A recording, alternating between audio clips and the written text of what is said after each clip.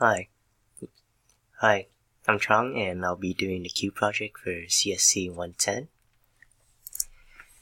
To start off, I made some helper functions such as make trapezoid and make square to make the overall skeleton or outline of this. So imagine this without color and all the internal patterns. Yeah, this is for side A. Bottom left corner. Oh yeah, and I'll be using the bottom left corner a lot here because it helps me make my patterns, since I can just start here and go upwards, stacking my pattern from left to right. It also helps me pinpoint the location and the size, because I can just make turtle T go back here and move an X number of length, to move to find the next bottom left corner of each side, and Y number of length in cases of side C and C2, because they have elevation too. So yeah, for side A, the bottom left corner is the initial coordinates, and firstly I made a 3x3 square grid, so you can ignore the rectangles for now. Just imagine that there's a 3x3 square grid. Yeah.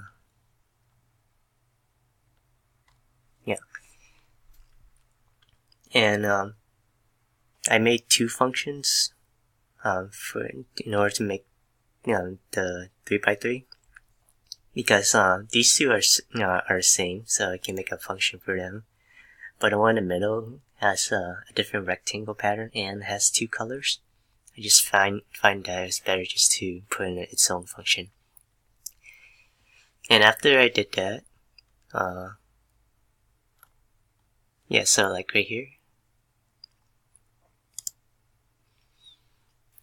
and here, I just sandwiched two of these rows in between the special row to make the whole square with color, of course. After that, I made T go back to the bottom left corner and make the rectangle pattern. It's similar to the row of squares, except this is a row of rectangles, and I made it have a gap in between. And these rectangles are scaled by ninths. The squares, the squares, the 3x3 squares are scaled by thirds, because 1 divided by 3. But since this skinny rectangle can fit 3 of them in one square, this whole length can fit 9 rectangles, so it's scaled by ninths. The skinny ones are 1/9, the fat one are 2/9. And I just make a row, a function to make a row for that. Same with this, except I make the fat rectangle and move a gap of 1/9. That's the opposite of it for this, yeah. I also forgot to mention that for this row, I had to begin fill and end fill cyan, and then begin fill and end fill a different color right here for green, and then repeat it again for begin fill and end fill for this one. Since it's a different color yet to end the fill. For side B, it was the one that took the longest because its patterns are not repetitive at all, and it's a 4x4 square grid if you ignore the patterns.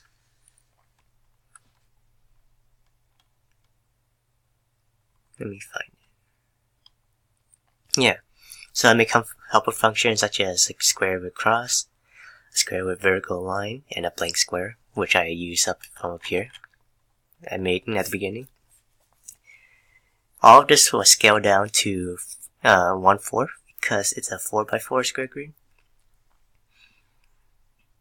Yeah, and similarly to this one where I had to make two functions due to the fact that the middle one is unique. This one's the same case where there's two rows in the middle that are unique, so each of them gets their own function to make the row. whereas the top and bottom are the same, so they share the same function. So yeah, so like this one, this one, this one. After I make 3 of those functions, I just sandwich them together to make this 4x4 grid. Oh, hold on. Sorry about that. I had a phone call. So for this one, yeah, after I sandwich them together to make this whole pattern, I'm basically done with the side B because I already made the skeleton up here, and then here with the trapezoids and squares. Oh yeah, I included the skeleton. Forgot to mention that for the skeleton, it's just a combination of squares and trapezoids. Yeah. A2 is easy because I just basically recycle all the function I use for side A, and just make a new function for side A2. Since the only difference is they have the color swapped, so all I have to do is copy paste like all the functions for side A down here, such as the 3x3 square grid, the colors. Except I just have the colors swapped in the function. Let me find it. Yeah, row of squares. No, wrong one. B2, A2. Yeah, this used to be cyan, but I changed to green. This bottom row and top row. And for the center one, this is cyan, where it used to be green for A. Yeah, there's not a lot for A2. They don't even have they don't even have trapezoids on them, so it was pretty easy for a skeleton as well. You just make a square. B2, same thing as B, and A2. I just reuse the functions from side B, such as the 4x4 square grid with colors, and just swap out the colors in the function to make it its own unique function for side B2. Yeah, right here. This used to be crimson, but now it's purple, and so forth. Skeleton is the same as B, it's not much of a hassle there as well.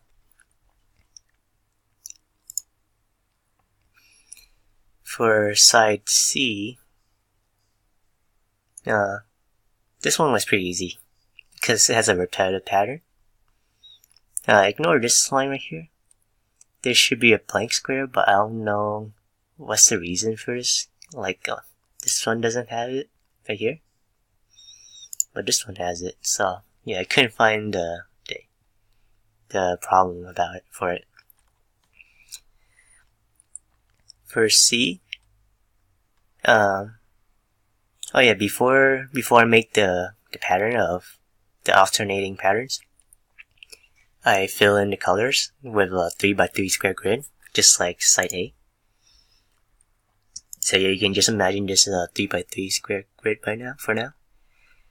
And I made 2 functions. One for the top and bottom row, which would be colored, with orange red. And then the middle one, let me scroll down.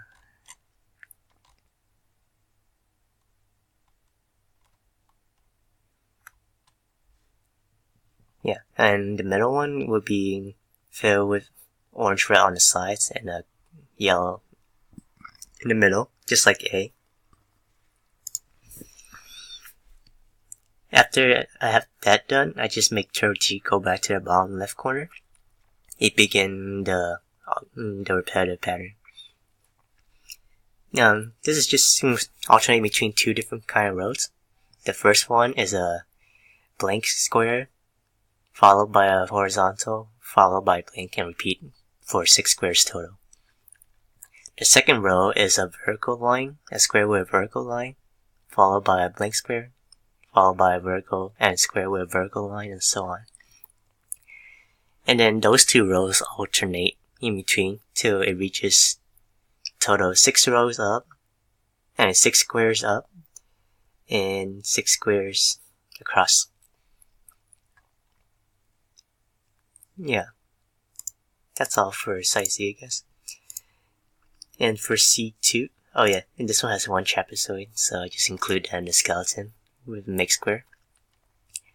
And for C2, that's a square and an upside down trapezoid, so that's something for the skeleton, C2 skeleton.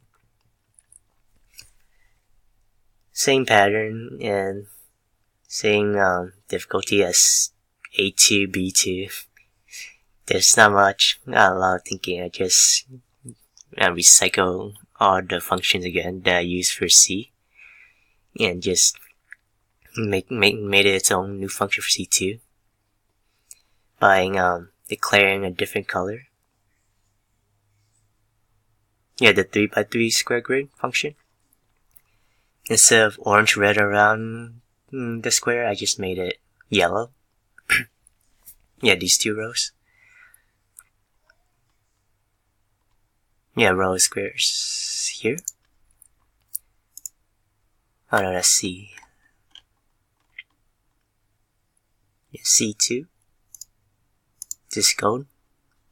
And the middle is orange red. The sides are gold. Sorry if I'm trying to speed up. This recording limit is only 15 minutes. Okay, and the pattern is easy. I just reuse the function that I use up here. Oh yeah, except for the pattern, let me find it. Squares, no, side C pattern.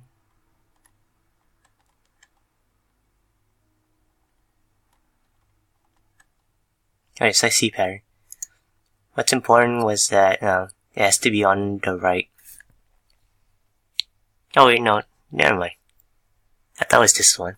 But I was about to say that it was very dependent on the bottom left corner, because this bottom left corner is different from C. So I had to keep that in mind when I try to reuse functions. To not use the coordinates of the bottom left corner of some different size and not the one I'm actually working on. Like these, yeah.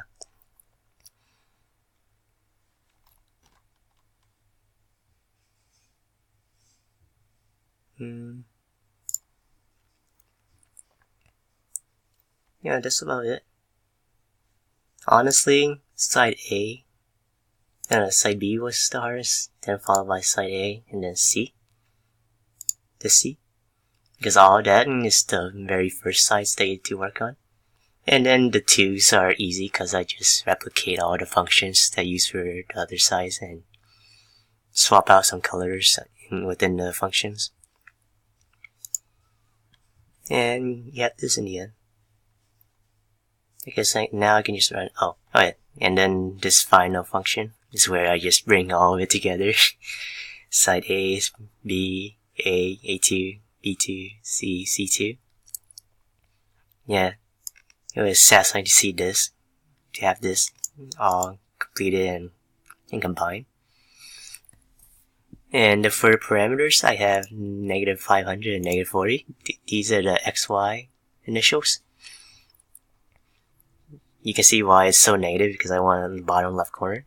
Since this is so huge on the page, I don't want this glue flap on tab to get cut out. And then 250 is the length. Yeah. Now we can just go for a test run. Alright, this is gonna be on T speed 0, so it's fast. We have 1 minute left on my recording limit.